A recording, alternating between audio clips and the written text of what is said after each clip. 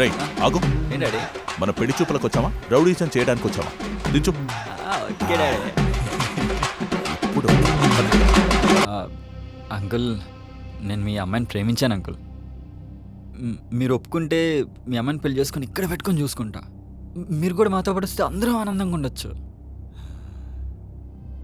లేవండ్రా ముందు, లేవండ్రా ఇక్కడి నుంచి. ఏమైంది అంకుల్? ఏమైందా?